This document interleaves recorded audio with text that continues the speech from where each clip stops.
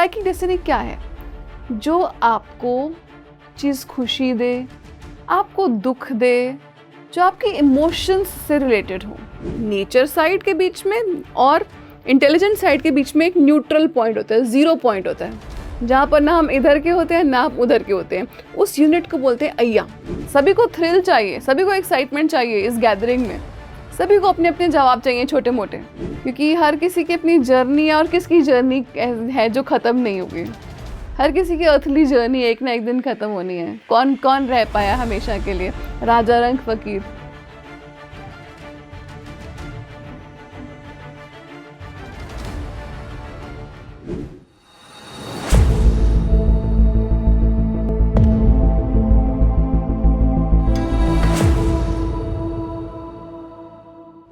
नमस्कार दोस्तों, आप सभी का हार्दिक स्वागत है एक बार फिर थिंकिंग इन डेस्टिनी के एक नए एपिसोड में। तो आज के इस एपिसोड में फ्रेंड्स आपके लिए क्या लाए हैं? आज के इस एपिसोड में एक बहुत इंटरेस्टिंग टॉपिक आने वाला है। इसको बोलते हैं फ्रेंड्स साइकिक डेस्टिनी। तो ये जो टर्म साइकिक है ये हमने कई बार सुनी है कि वो साइकिक है, उसको दिखाई देता है, सुनाई देता है। तो हमारी साइकिक डेस्टिनी क्या होती है? क्या हम सभी की साइकिक डेस्टिनी होती है? हम उसको कैसे पा सकते हैं? आइए फ्रेंड्स आज के इस एपिसोड में डिस्कस करते हैं। साइकिक डेस्टिनी का मतलब है, साइकिक डेस्टिनी क्या है? जो आपको चीज़ खुशी दे, आपको दुख दे, जो आपके इमोशंस से रिलेटेड हो और आपकी कुछ कैपेबिलिटीज से रिलेटेड हो, आपकी कुछ क्षमताएं, कुछ शक्तियाँ, ये सब आपकी साइकिक डेस्टिनी होती है। और फ्रेंड्स 6 तरह की साइकिक डेस्टिनी रहती है। एक तो है कि जब आपको किसी को बिना छुए कुछ खुशी मिले या कुछ दुख हो। जैसे कि आपको एक व्हाट्सएप आया कि आपके फादर बहुत समय बाद आपसे मिलने के लिए आ रहे हैं, उस व्हाट्सएप को पढ़ने से आपको खुशी हो जाएगी। सिमिलरली आपको ये मैसेज आया कि किसी आपके बहुत जिसको आप प्यार करते थे वो अब आपको छोड़कर चला गया है, तो आपको एकदम से दुख हो जाएगा। उसी मैसेज से, मात्र उस मैसेज से आपको दुख होना शुरू हो जाएगा। तो ये है विदाउट कॉन्टैक्ट, एक मैसेज से ही, ठीक है, या और किसी ज़रिए से कोई चिट्ठी आई, कोई मैसेज आया तो आपको खुशी हुई या दुख हुई। ये एक पहला टाइप है। दूसरा टाइप क्या है कि कॉन्टैक्ट से खुशी मिलना। जैसे आपने किसी से हाथ मिलाया, आपको बहुत खुशी हुई। आपने एक फूल को हाथ में लिया, आपको एक बहुत सुख का अनुभव हुआ। आपको किसी ने चोट पहुंचाई, आपको बहुत दुख हुआ। तो ये विद कॉन्टैक्ट है साइकिक डेस्टिनी आपकी। एक और भी तरह की साइकिक डेस्टिनी है, और वो है कि क्या आपका कैरेक्टर कैसा है, आपके क्या क्या गिफ्ट्स हैं, आपके किस तरह के इंसान हैं आपकी किस तरह की प्रवृत्तियां हैं। जैसे कि क्या आप हमेशा खुश रहते हैं, क्या आप खुश मिजाज हैं, या आपका थोड़ा सा झगड़ालू स्वभाव है, या आप बहुत ऑप्टिमिस्टिक रहते हैं, आशावादी हैं, या आप नेचुरली निराशावादी हैं। ये सब फ्रेंड्स आपकी तीसरी टाइप ऑफ साइकिक डेस्टिनी में आती है।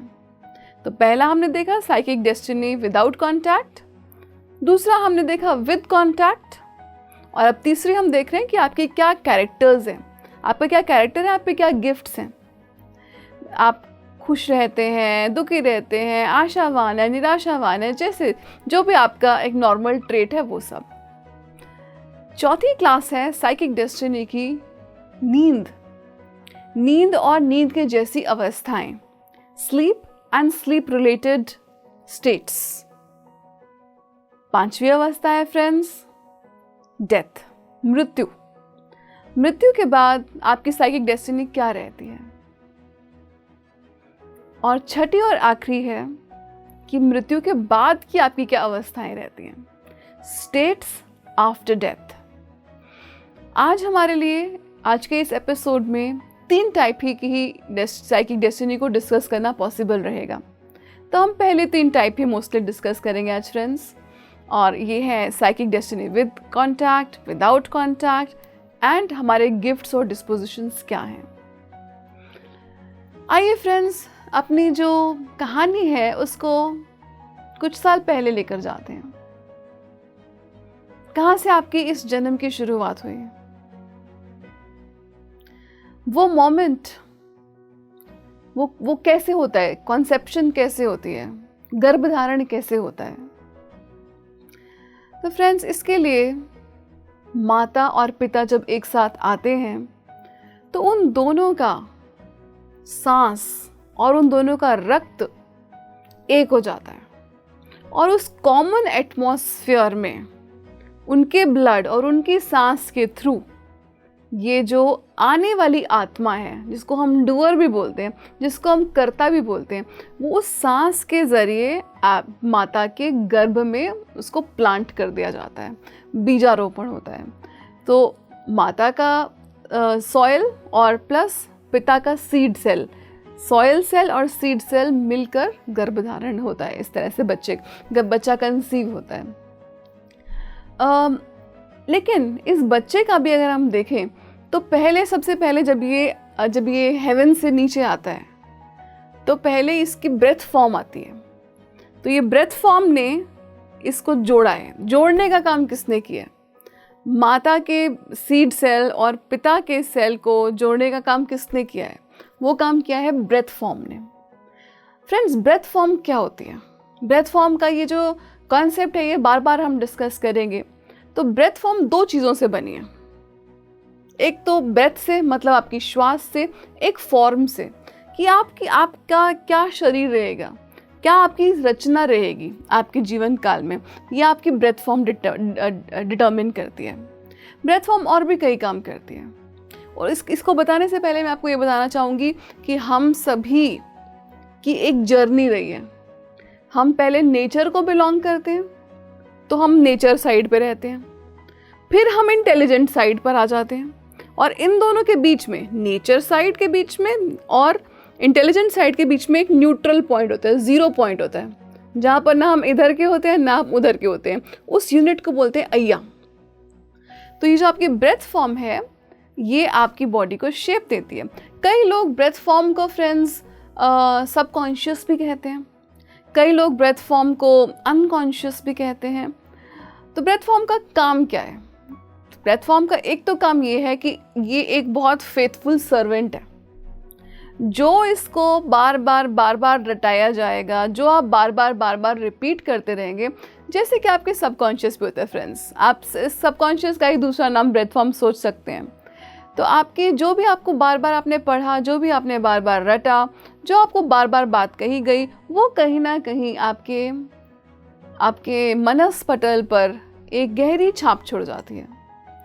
तो आपकी ब्रेथ फॉर्म पे वो एक गहरी छाप छोड़ जाती है, और फिर उसी के हिसाब से आपको दुनिया दिखाई देनी शुरू हो जाती है, उसी के हिसाब से आपका शरीर बनना शुरू हो जाता है, शरीर की रचना उसी हिसाब से होनी शुरू हो जाती है। ये आपकी ब्रेथ फॉर्म का काम है फ्रेंड्स। तो ब्रेथ फॉर्म ने आपके माता पे और पिता के सेल को तो जोड़ा ही, साथ में अब इसका एक और भी काम है। आपके शरीर में जो भी सेल हैं, मॉलिक्यूल हैं, एटम्स हैं, ऑर्गन्स हैं, ऑर्गन सिस्टम्स हैं, नाड़ियाँ हैं आपके शरीर में, पूरा नर्व सेंटर, पूरे नर्व्स हैं आपकी बॉडी में, इन सबको किसने पकड़ कर रखा है? क्यों सब कुछ गिर नहीं जाता? इन सबको होल्ड करने का, एक साथ रखने का काम है आपकी ब्रेथ फॉर्म का। सो ब्रेथ फॉर्म का आप देख सकते हैं कि वैसे तो हर चीज़ का ही बहुत इम्पॉर्टेंट रोल होता है, लेकिन आपकी ब्रेथ फॉर्म आपकी पूरी बॉडी को होल्ड करके रखती है, आपकी सेंसेस को होल्ड करके रखती है। आपको याद दिला दूँ एक बार फिर से फ्रेंड्स कि हैरोल्ड पर्सिवल के अनुसार आपकी 5 सेंसेस नहीं हैं, आपकी 4 सेंसेस ही हैं। कौन सी 4 सेंसेस हैं? साइट, दृष्टि, सुनने की शक्ति, हियरिंग, स्मेलिंग, सूंघना, टेस्टिंग, स्वाद। ये उनके हिसाब से ये आपकी 4 सेंसेस हैं। इससे पहले कुछ लोग जो सेंसेस के बारे में बात करते थे, उन्होंने ये कहा था कि आपके 5 सेंसेस हैं। 5वीं वो बोलते थे फीलिंग। लेकिन हैरोल्ड पर्सिवल बोलते हैं कि आप बताइए कि फीलिंग के लिए आपके शरीर में कौन सा ऑर्गन है, किस ऑर्गन में आप फील कर सकते हैं। तो ये इसी बिना पे हमें हैरोल्ड पर्सिवल बोलते हैं कि आपकी 4 सेंसेस हैं। जो फील करता है, जो फील करने के लिए आया है इस धरती पर, ये जन्म लेकर आया है, वो ये सेंसेस नहीं है। जो फील करने के लिए, जो महसूस करने के लिए, एक्सपीरियंस लेने के लिए आया है, वो करता है, द डूअर, जिसको हम आत्मा भी बोलते हैं। इस बुक में through out Harold Percival sir ने डूअर वर्ड को यूज़ किया है, उसी कर्ता के लिए, उसी आत्मा के लिए, उसी डूअर के लिए वही वर्ड है डूअर। तो गर्भधारण तो हो गया। अभी तो ये बहुत एस्ट्रल रेडिएंट वर्ल्ड में हुआ है। अब इसको एक फिजिकल शेप भी तो देनी है। वो कौन देगा फिजिकल शेप?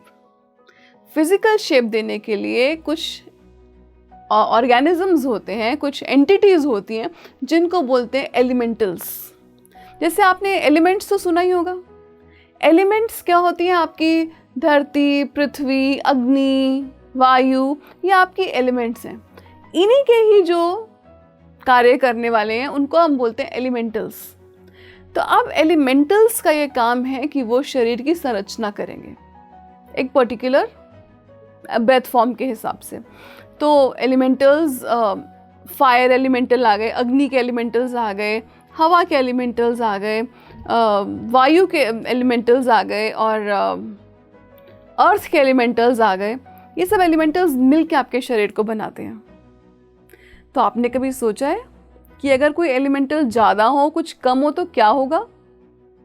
फ्रेंड्स, जो आपके शरीर में, मान लीजिए किसी के भी शरीर में जो फायर एलिमेंट ज़्यादा हो, तो उसका स्वभाव कैसा होगा? पहले देखते हैं कि आपकी कौन सी सेंसेस को कौन से एलिमेंटल्स चलाते हैं। सेंस ऑफ साइट चलाते हैं आपके फायर एलिमेंटल, जो अग्नि के जो एलिमेंटल हैं वो चलाते हैं। आपने वो सुना भी होगा कि वो बोलते हैं ना, उसकी आंखों से अंगारे निकल रहे थे। तो आंखों के जो एलिमेंटल है वो फायर एलिमेंटल है। सुनने का एलिमेंटल, सुनाई कहाँ देता है? सुनाई हमें हवा की तरंगों पर देता है। सो जो सुनने का एलिमेंटल है वो आपका जो आपका हियरिंग एलिमेंटल है वो एयर का एलिमेंट है, एयर तत्व। उसके बाद आता है आपका सूंघने का एलिमेंटल। तो सूंघने का एलिमेंटल है। और उसके बाद आता है आपका टेस्ट का एलिमेंटल। टेस्ट का एलिमेंटल क्या है? टेस्ट आपको कैसे आता है? टेस्ट लिक्विड है, तो वो लिक्विड वाटर एलिमेंटल है। तो इस तरह से कई एलिमेंटल्स आपके शरीर को बनाते हैं। पृथ्वी का एलिमेंटल भी होता है जो आपके शरीर को बनाता है। तो इसी तरह से अग्नि, जल, वायु, पृथ्वी ने मिलकर आपके शरीर की रचना की है। अब मान लीजिए कोई एलिमेंटल्स ज़्यादा हो जाएं और कोई कम हो जाए, तो फिर क्या होगा? तो वो आपको एक अलग टाइप की पर्सनालिटी देगा, एक अलग टाइप के आपको कैरेक्टर देगा। जैसे कि मान लीजिए आपके शरीर में फायर एलिमेंटल्स बहुत ज़्यादा हैं, तो क्या होगा? तो आप थोड़े बहुत जल्दी काम करेंगे, बहुत एनर्जी रहेगी आप पे, लेकिन आप साथ में झगड़ालू भी रहेंगे। अगर आपके शरीर में हवा का एलिमेंटल ज़्यादा है तो आप डांसर हो सकते हैं, आप म्यूजिशियन हो सकते हैं, म्यूज़िक में और डांस में बहुत इंटरेस्ट हो सकता है, एरोप्लेन फ्लाइंग में बहुत इंटरेस्ट हो सकता है। और आप में कमी क्या रहेगी कि आप ज़मीन से कनेक्टेड नहीं रहेंगे, ज़्यादा इधर से उधर जाना चाहेंगे। सिमिलरली मान लीजिए आपके शरीर में अर्थ एलिमेंटल्स ज़्यादा हैं, तो अर्थ जड़ है ना, वो जड़ रहता है, तो एक जगह पर आप फिक्स रहना पसंद करते हैं। और आप मटेरियलिस्टिक भी होते हैं, आप पैसा भी कमाना चाहते हैं, खूब भौतिक सुख चाहते हैं बहुत सारे। तो अगर आपके जीवन में बहुत सारी सुख सुविधाएं हैं, भौतिक सुख सुविधाएं हैं, तो कहीं ना कहीं आपके जो अर्थ एलिमेंटल्स हैं वो आपके शरीर में बहुत स्ट्रांगली प्रेजेंट हैं। तो फ्रेंड्स, ये एलिमेंटल्स ने मिलकर, ब्रेथ फॉर्म ने मिलकर, तो माता पिता ने मिलकर एक इनवाइट किया इस सोल को, इस आत्मा को इनवाइट किया। जो जीव है वो शरीर में आ चुका है। एलिमेंटल्स ने और ब्रेथ फॉर्म ने, सबने मिलकर बनाया। इसके बाद फ्रेंड्स, अब इस पर क्या असर पड़ता है? जन्म से पहले के क्या असर पड़ते हैं? माता पिता के विचारों के क्या असर पड़ते हैं? तो ये जन्म से पहले के तो हमने आपको बता दिया कि जन्म से पहले माता और पिता के एटमॉस्फेयर एक हो जाता है और एक बच्चा बनता है। माता के विचारों पर जो माँ है वो इस समय बहुत हाईली साइकिक हो जाती है, जो एक प्रेग्नेंट लेडी है उसकी साइकिक एबिलिटीज़ बहुत बढ़ जाती हैं, क्योंकि वो जो उसके अंदर एक दूसरी आत्मा आई है। तो वो आत्मा का अपना स्वभाव है, अपनी लाइक्स एंड डिसलाइक्स हैं। आपने कभी कभी सुना होगा कि कोई जो स्त्री है जिसने गर्भ धारण किया हुआ है, वो उसके टेस्ट बदल जाते हैं। मैं अपनी एक सहेली को जानती हूँ जो अपनी प्रेगनेंसी के समय उसने बहुत सारे बनानास खाने शुरू कर दिए थे। इससे पहले उसको बनानास से नफरत थी। इतना बड़ा चेंज। तो ये किसके टेस्ट हैं? किसके, क्यों खा रही है वो इतने बनानास? वो जो उसके अंदर जो आत्मा आई है, जो उसके अंदर जो डूअर आया है, वो करवा रहा है उससे। वो उसको बोल रहा है कि हाँ तुम बनाना खाओ, तुम बनाना पिक करो और बनाना खाओ, और वो कर भी रही है। तो ये फेज़ है जिसमें माँ बहुत साइकिक हो जाती है। और अगर माँ के विचार उज्जवल हैं, उच्च हैं माता और पिता के, तो वो एक ऐसी आत्मा को इनवाइट करेंगे, ऐसे डूअर को अपने गर्भ में स्थान दे पाएंगे जिसको वैसा एनवायरनमेंट चाहिए, जिसको एक माहौल चाहिए, जैसा आपको माहौल चाहिए उसी माहौल में वो आ रही है आत्मा, वही आत्मा आ सकती है। तो एक उच्च कोटि की आत्मा आती है ऐसे माँ के गर्भ में। और अगर माँ बहुत झगड़ालू है, माता और पिता में आपस में बहुत मन मुटाव रहता है, तो एक अलग टाइप की आत्मा है ये, जिसको जैसा एक्सपीरियंस चाहिए। फ्रेंड्स, आप जानते हैं कि आपकी जो सब कुछ आपके गर्भ में ही स्टार्ट हो जाता है, सारी इन्फ्लुएंसेस गर्भ में ही आनी शुरू हो जाती हैं। तो जिस आत्मा को जैसा माहौल चाहिए वो उस माहौल में आ जाती है। आपने माता पिता के साथ ऑफ कोर्स कॉन्ट्रैक्ट करके आई होती है। तो ये माता और पिता का इन्फ्लुएंस बच्चे पर ये रहता है। कभी कभी क्या होता है कि माता को बड़ा गिल्टी फील होता है, बड़ा उसको रिग्रेट रहता है कि मैंने ऐसा किया, मैंने इस बच्चे के साथ गलत किया, मेरे उस टाइम पे इतने स्ट्रगल थे, मैं अपनी प्रेगनेंसी के टाइम खुश नहीं थी, जब बच्चा छोटा था तब भी मैं खुश नहीं थी।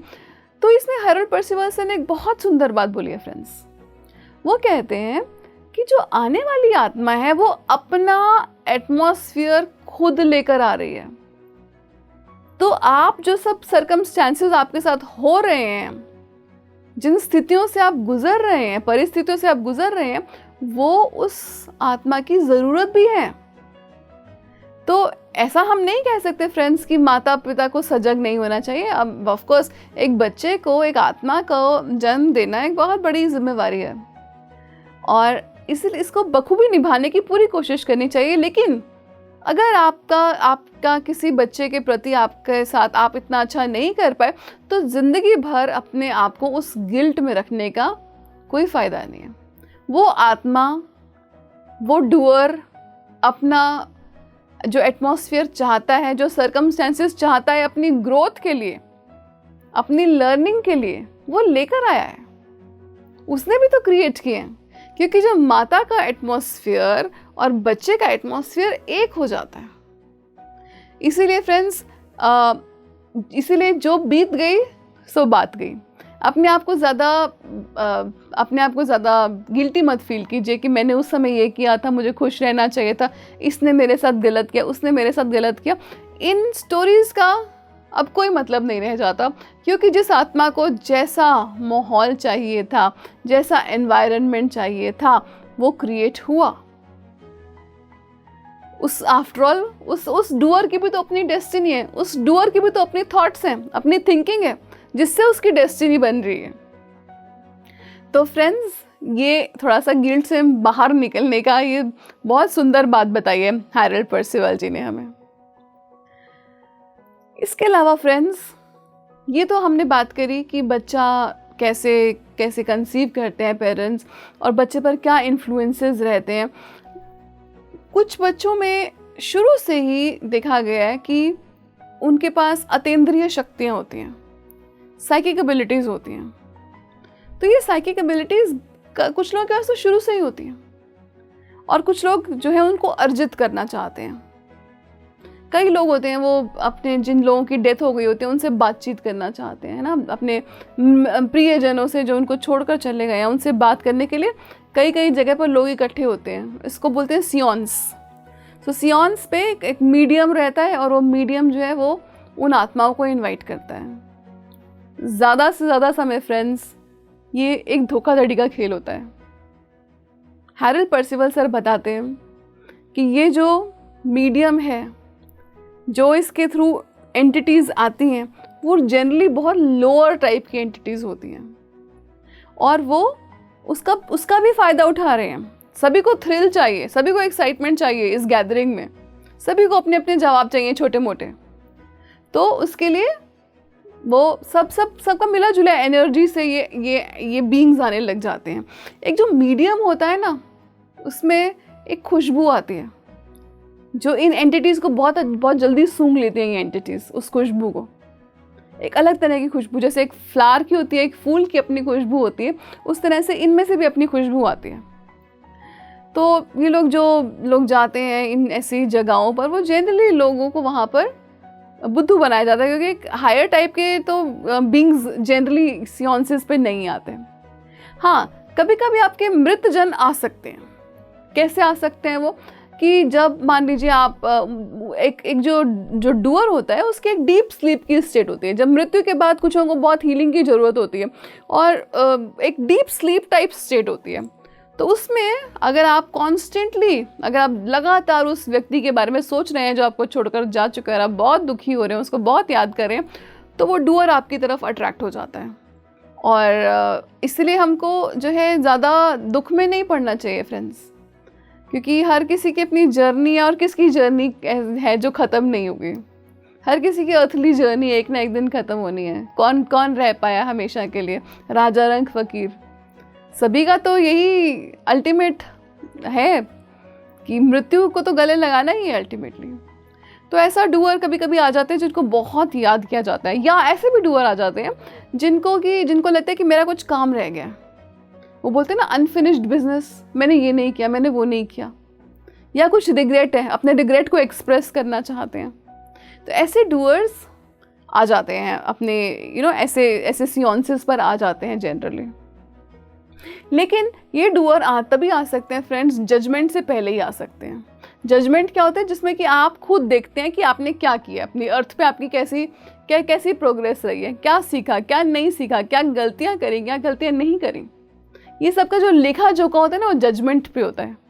तो जजमेंट से पहले ही होता है कि कोई डूअर आ सकता है। जजमेंट के बाद कोई डूअर नहीं आ सकता। एक बार जजमेंट हुई तो उसके बाद कोई भी डूअर नहीं आ सकता। तो ये सियोंसिस वगैरह में देखा गया कि लोअर टाइप जो है कि एंटिटीज़ ज़्यादा आ जाती हैं। कई एंटिटीज़ हैं फ्रेंड्स हमारे एटमॉस्फेयर में, हमारे आसपास, जिनको कि सिर्फ फन चाहिए, मज़े करने हैं उनको आपके थ्रू, और थोड़ा बहुत उनको यहाँ थोड़ा बहुत उनकी साइट भी होती है, उनको दिख भी जाता है थोड़ा बहुत, तो वो आपको कुछ आपके बारे में बता भी सकते हैं, आप मानने लग जाते हैं उन बातों को। तो ये जो साइकिक गिफ्ट्स होते हैं फ्रेंड्स, कई लोगों के पास नेचुरली भी होते हैं। कई जन्मों में आपने काम किया, आपकी थर्ड आई खुल गई, आपके इनर सेंसेस खुल गई, आपके इनर ईयर्स खुल गए, आपकी इनर आईज खुल गई। तो ये सब भी होता है, लेकिन ऐसे लोग कम होते हैं।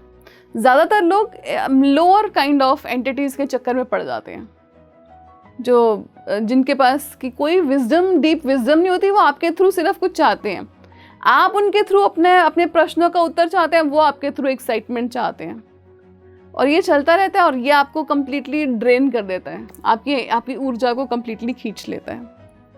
तो ऐसे चक्रों में हमको नहीं पड़ना चाहिए। इसके अलावा फ्रेंड्स, जैसे कि हम देखते हैं कि कई लोग क्लेयरवॉयंट्स होते हैं। देखिए, कई तरह की अतेंद्रियाँ होती हैं, अतेंद्रिय अनुभव होते हैं। क्लेयरवॉयंट कहीं का भी दिख जाता है, क्लेयर ऑडियंट दूर दूर का भी सुनाई दे जाता है, क्लेयर गस्टेटरी कुछ भी टेस्ट हो जाता है, साइकोमेट्री, ये सब आपके पास एबिलिटीज़ हैं। तो ये एबिलिटीज़ जो हैं ये कैसे आती हैं फ्रेंड्स? जैसे क्लेयरवॉयंट्स है, क्लेयरवॉयंट्स का एक तो नेचुरल क्लेयरवॉयंट्स होते हैं, ठीक है, जो अपने अच्छे विचारों के ज़रिए, अपने ध्यान के ज़रिए वो क्लेयरवॉयंट्स बन जाते हैं। क्लेयरवॉयंट्स मतलब जो पर्दा है ना, एक रेलम और दूसरे रेल में वो पर्दा गिर गया, तो वो जो है आपको साफ दिखाई देता है कि सामने क्या हो रहा है। तो आपको जो क्लेयरवॉयंट्स होते हैं ना, उनको आपकी एस्ट्रल बॉडी दिखाई दे जाती है। देखिए, हमने ब्रेथ फॉर्म की बात करी, ब्रेथ फॉर्म की भी शेप आपकी बॉडी की जैसी होती है। एस्ट्रल बॉडी की भी आपकी शेप आपकी बॉडी की जैसी होती है, लेकिन कोई भी क्लेयरवॉइंट आपकी ब्रेथ फॉर्म को नहीं देख सकता। जो उनको दिखाई देते हैं वो उनको एस्ट्रल बॉडी दिखाई देती है, और वो आपके थोड़ा सा आगे पीछे का भी बता सकते हैं क्योंकि उनको एस्ट्रल प्लेन पूरा साफ दिखाई दे रहा है। कोई भी चीज़ आपके प्लेन पर आती है, फिजिकल प्लेन पर आती है, उससे पहले वो एस्ट्रल प्लेन पे होती है, सूक्ष्म लोक में होती है। तो वो सूक्ष्म प्लेन से, और तो पहले वो है ना वहाँ पर सूक्ष्म प्लेन में, तो वहाँ पर कुछ लोगों को दिखाई दे जाता है जिनकी थोड़ी सी सेंसेस शार्प हो जाती हैं। तो ये सेंसेस कैसे शार्प कर सकते हैं हम?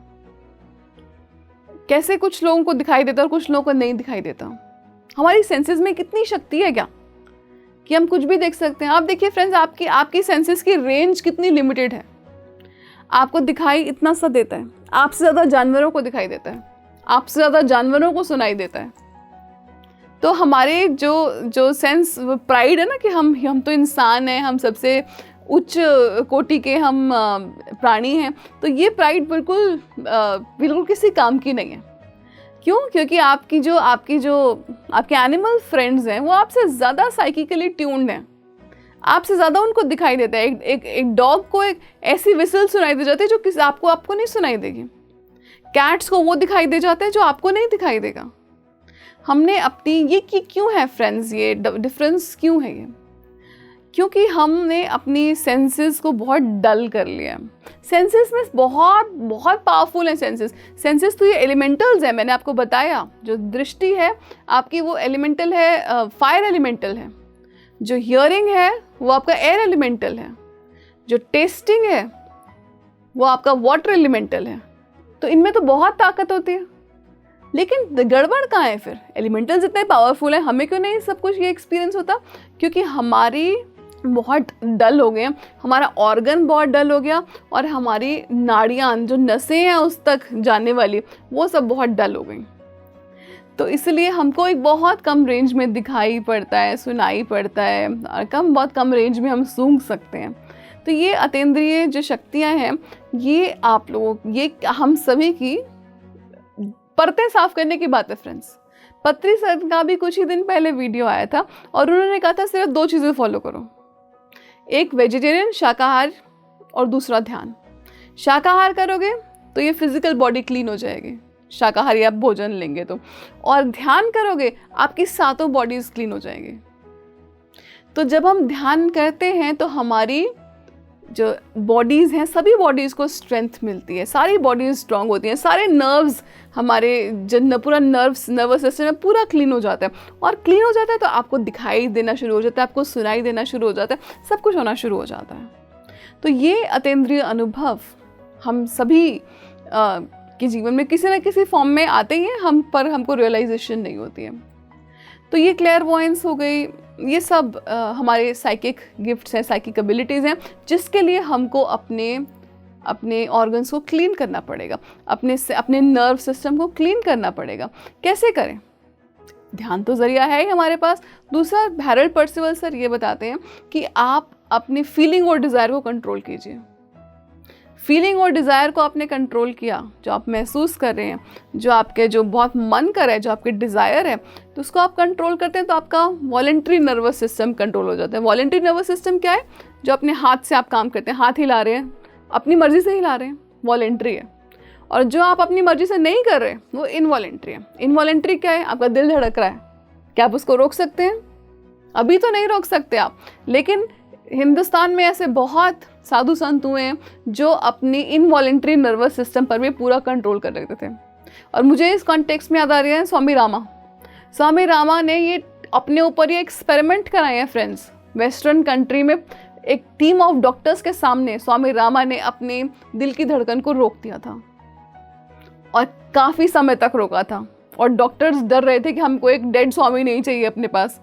तो उन्होंने कहा बस स्वामी जी हो गया। तो काफ़ी देर तक उन्होंने अपनी हृदय की धड़कन को रोक दिया था। ये कंट्रोल कैसे आया फ्रेंड्स? ये कंट्रोल आया अपने वॉलेंट्री नर्वस सिस्टम और इनवॉलेंट्री नर्वस सिस्टम पर काम करके, विचारों को शुद्धि करके, और अपने श्वासों पर ध्यान देकर। तो इस तरह से आप में बहुत सारी साइकिक एबिलिटीज़ आती हैं। कुछ लोग हॉरोस्कोप बना लेते हैं, कुछ लोग वाइब्रेशन और कलर को रीड करते हैं। ये सब एबिलिटीज़ आपके पास तभी आती हैं जब आपकी मेंटल बॉडी डेवलप्ड हो और जब आपकी लाइट ऑफ इंटेलिजेंस आपको खुद गाइड करे इस मार्ग पर।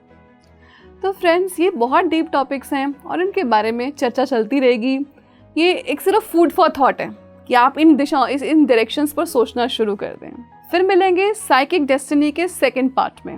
Thank you so much friends. Love and light to all of you.